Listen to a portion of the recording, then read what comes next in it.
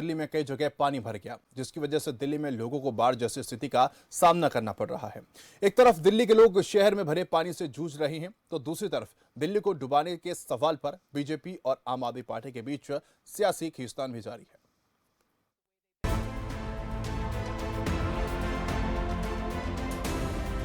जिस यमुना को दिल्ली और सियासत भूल बैठे थे, आज वो यमुना दिल्ली से मिलने उसके दर तक आ पहुंची है। लेकिन यमुना के इस आगमन से दिल्ली वासियों समेत सियासत परेशान हो उठी है, या कहें कि सियासत बौखला गई है। उससे जवाब नहीं बन पड़ रहा। इन हालात के लिए आखिर कौन जिम्मेदार है? लिहाजा पक्ष विपक्ष में आरोप प्रत्यारोप की जंग जारी है। सैकड़ों लोग खुले आसमान के नीचे रहने के लिए मजबूर हैं, तो कई सड़कें जलमग्न हैं, जिससे यातायात के साथ बाजार और कारोबार ठप पड़ गया है। दिल्ली की रफ्तार थम गई है, लेकिन दिल्ली को डुबोने के सवाल पर सियासत ने रफ्तार पकड़ ली है। आम आदमी पार्टी के नेता और दिल्ली सरकार में मंत्री सौरभ भारद्वाज ने दिल्ली में आई बाढ़ को बीजेपी की देन बताया। सौरभ भारद्वाज ने आरोप लगाया कि जानबूझकर दिल्ली को डुबाया गया। समस्या के समय एलजी के पसंदीदा आपदा प्रबंधन के नोडल अधिकारी उनकी मंत्री आतिशी का फोन तक नहीं उठा रहे। इतना ही नहीं, हाथनीकुंड बैराज से हरियाणा सरकार की ओर से छोड़े गए पानी को लेकर भी आपने सवाल पूछा कि दिल्ली के साथ यूपी की तरफ पानी का रुख क्यों नहीं किया गया। आप नेताओं का आरोप है कि बीजेपी नेतृत्व वाली हरियाणा सरकार ने जानबूझकर बैराज से सारा पानी दिल्ली में छोड़ा। उधर हरियाणा के कृषि मंत्री जेपी दलाल ने दिल्ली में आई बाढ़ के लिए सरकारी यमुना के बेसिन पर अतिक्रमण को वजह बताया।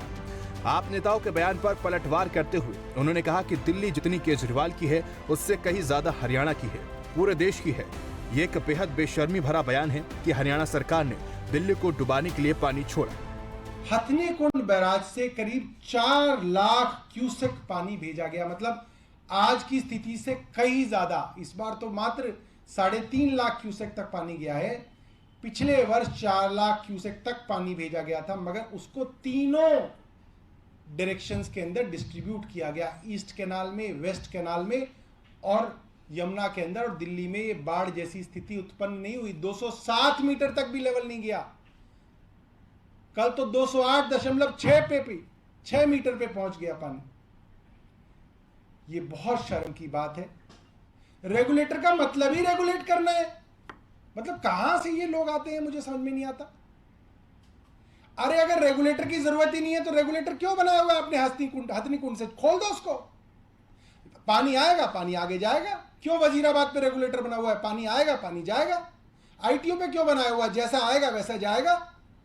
अगर आप उसको रोकोगे ही नहीं, रेगुलेट ही नहीं करोगे, तो वो रेगुलेटर किस चीज के लिए?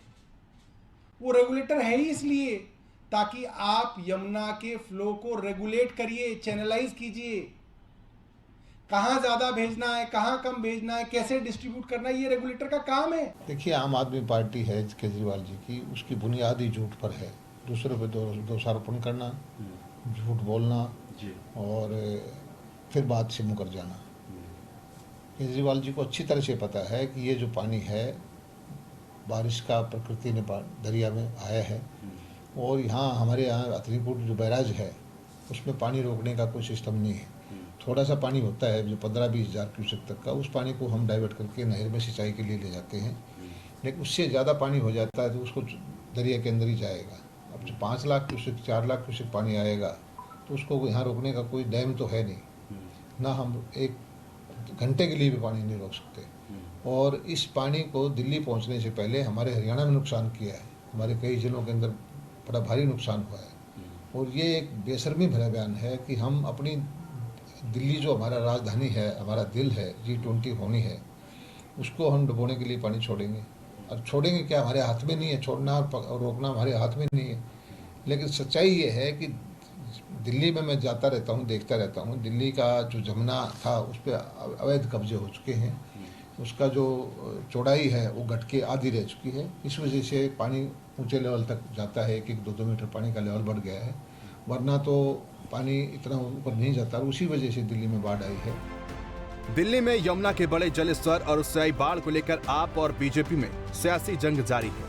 राजनीतिक दल हालात के लिए एक दूसरे पर आरोप मढ़ रहे हैं, लेकिन 1978 में जो हालात बने, 45 साल बाद फिर ऐसा क्यों हुआ? राष्ट्रीय बाढ़ आयोग की सिफारिशों पर कितना काम हुआ, ये सवाल कोई नहीं पूछ रहा। क्योंकि सियासत इस बात से अच्छी तरह वाकिफ है कि बाढ़ प्रबंधन पर उसने कितना काम किया है। धीरे धीरे यमुना का जलस्तर कम हो रहा है, वक्त के साथ हालात भी सामान्य हो जाएंगे, लेकिन सवाल यही कि जो हालात बने उसके बाद बाढ़ प्रबंधन पर क्या सरकारों की नींद खुलेगी या फिर किसी आपदा के इंतजार में राजनीति लापरवाही की नींद सो जाएगी। खबरफाश के लिए शाहबाज खान की रिपोर्ट।